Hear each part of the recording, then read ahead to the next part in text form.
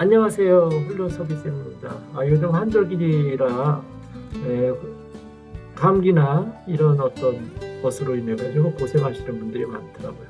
저도 그동안 이제 몸살 걸려서 한 거의 열흘 동안 아주 고생했습니다. 그래서 제가 이렇게 마스크를 쓰고 있는 것도 뭐 입술도 부르트고 해서 이렇게 마스크를 쓰고 말씀을 드리고자 합니다. 제가 최근에 이렇게 새로운 공부를 시작했어요.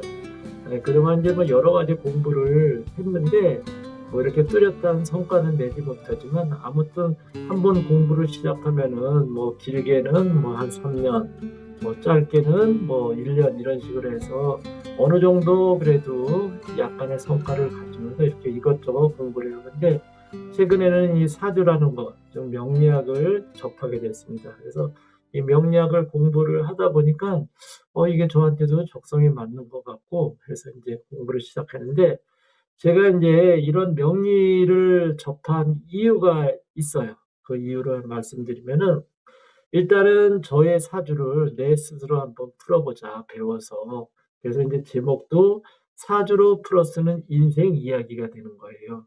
그래서 자 그러면 내 사주를 풀기 위해서 공부를 했는데 그러면은 거기에 대한 이유가 있을 거 아니에요. 그래서 일단은 한번 내 사주가 지나왔던 삶들이 어느 정도 맞는지 또 맞지 어느 정도 내가 무엇을 잘못했는지 이런 것에 대한 한번 반성하는 계기를 만들어 보자.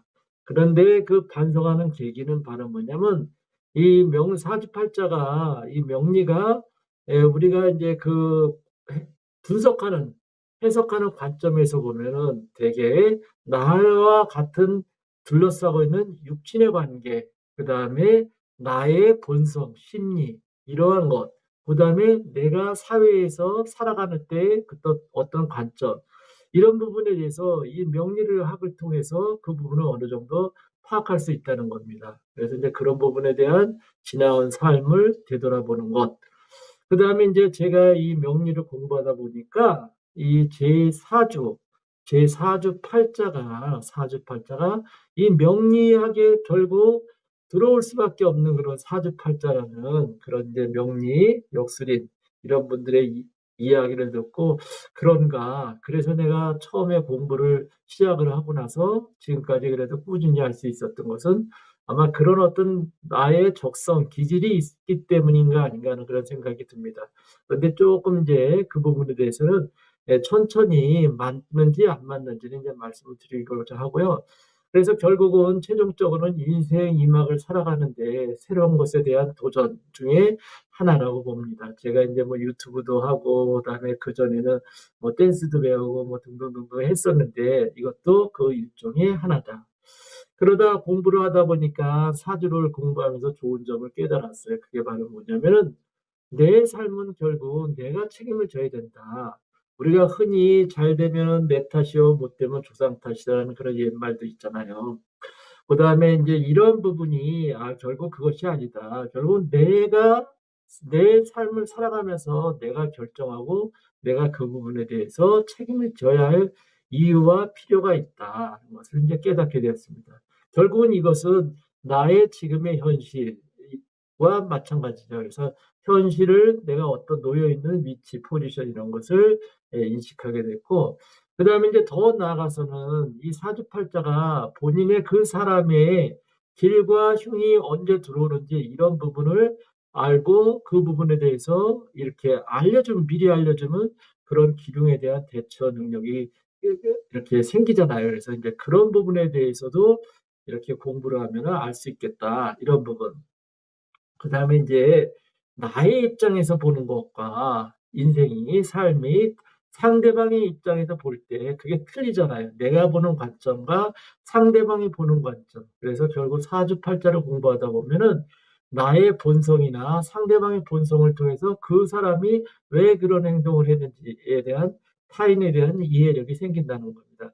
결국 이런 거 통틀어서 이 사주팔자를 공부하다 보면은 내가 다른 사람들을 위해서 재능 봉사도 가능하지 않을까 이런 야멸찬 꿈을 가지면서 사주팔자를 공부하게 되었습니다.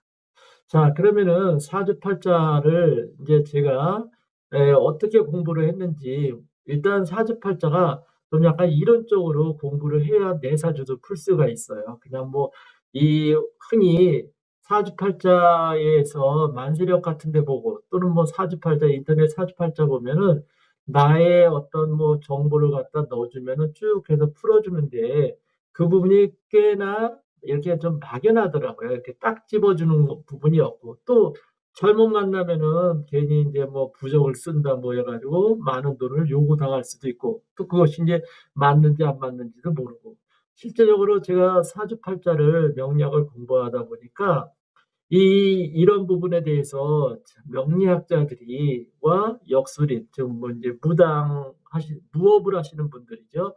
그런 부분들하고의 어떤 뭐 풀어내는 뭐 어떤 능력이라든가 아니면 그 풀어내는 것에 대한 대가라든가 이런 거 등등이 많이 차이가 나더라고요. 그래서 결국은 내 사주는 내가 풀어보자라는 결론을 얻었습니다.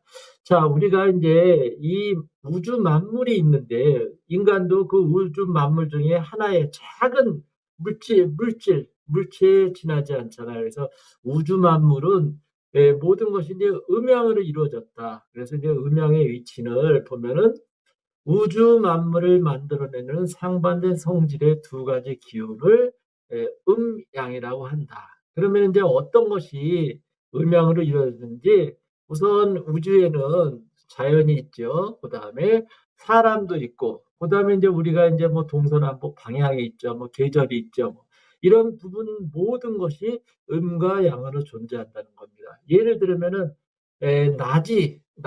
해가 뜨니까 낮이 양이라고 하면은 반대로 밤은 음이 되고, 그 다음에 이제 남자가 양이라고 하면은 여자는 음의 기운을 가지고 있다는 거죠. 그 다음에 방향으로 봤을 때는 양의 방향은 동쪽과 남쪽, 저 해가 뜨는 방향이죠.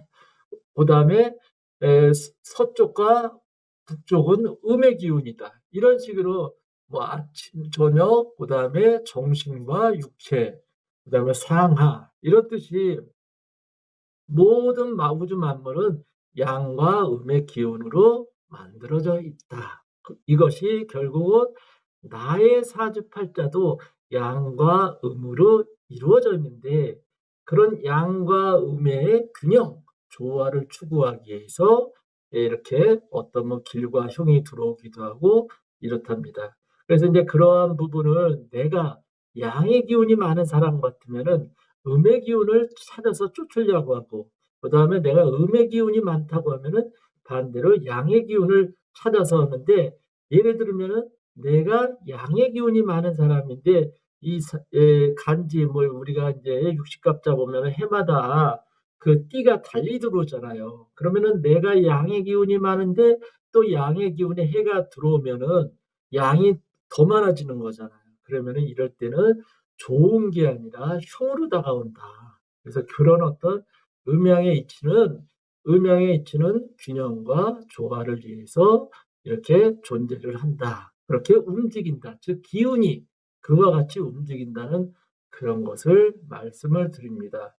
자, 그래서 이제 대표적인 양의 기운을 말하면은 양은 기를 말하고 그다음에 성장 발산을 뜻하고 그다음에 미래지향적 이상적이고 그다음에 동적 움직이는 거고 외적 바깥을 말하는 거고 소비를 돈을 쓰는 것을 양의 기운이라고 하면은 반대로 음의 기운은 자 기가 아니라 질이고 질 그다음에 성장 발산이 아니라 수렴하고 축전하는 거고 그다음에 미래적이 아니라 현실주의고 그다음에 동적이 아니라 정적 외적이 아니라 내적 소비가 아니라 생산 이처럼 음의 기운을 가지고 태어난 사람들, 즉 천간이 음의 기운이고 그다음에 일간이 음의 기운으로 태어난 사람들은 밑에 파란 글씨의 성향을 가지고 세상을 살아간다는 그런 얘기입니다.